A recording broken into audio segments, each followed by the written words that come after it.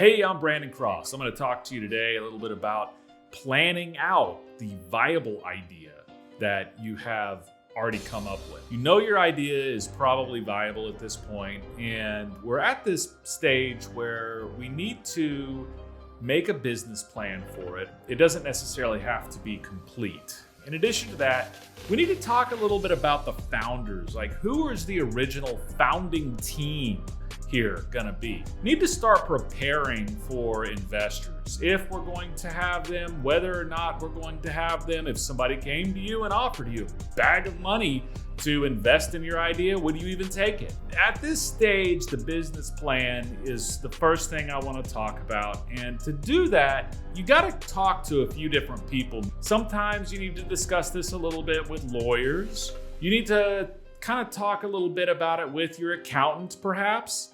You also need business analysts or a business analyst. The other thing you also need are the industry experts. Look into having this plan professionally prepared. We want to lay the foundation, get the basic framework down, but we don't need to overthink it yet. It's really, really important to dig in here and decide if your idea falls into a regulated industry. The next major piece of this is going to be figuring out who's going to execute this idea and who's going to be a member of the founding team. You know who the founder is. You, obviously, right? There could be a co-founder, there may be investors. There's probably going to be other people that are associated with this thing. Consultants and freelancers and third-party agencies, professional service firms. The founders are oftentimes, maybe it could be SMEs you're already working with. Maintaining a tight group of founders, and not just offering it out to anybody is really important. Ownership distribution does not have anything to do with contributions. The expectation of what they're going to contribute needs to be defined. And if you, the founder, put out, $35, should the co-founder have to put out $30? Something that's very common is kind of like this desire to try to get sweat equity. And sweat equity is dangerous. Talking about that for a second, there's some strengths and weaknesses, some opportunities and threats, a SWOT, if you will.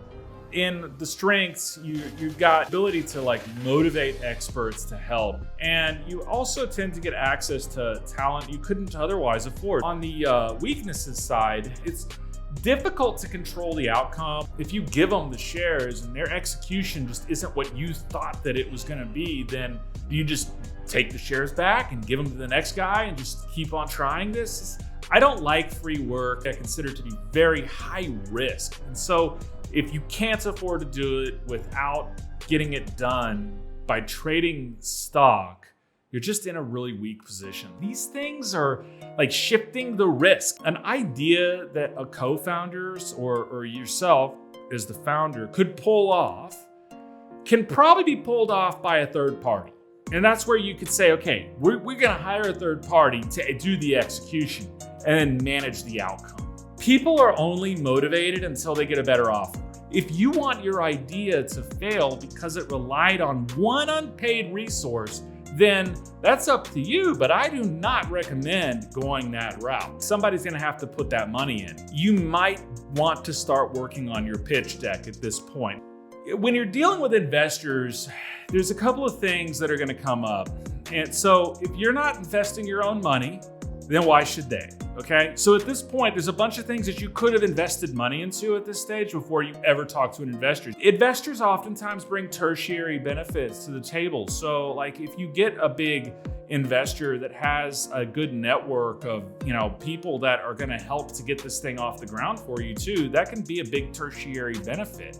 The investors want to see paying customers before they invest. So this creates a big chicken and egg problem because what came first, the chicken or the egg? What came first, the paying customers or the investor? How do you get paying customers without the investor? If you can't fund the idea, you can't complete the idea, you can't market it, you can't get paying customers. Therefore, you cannot have paying customers to get the investor that you needed to do the idea, chicken and egg. Next, we'll be discussing how to prepare for the professionals and putting them into the position to be able to execute this thing.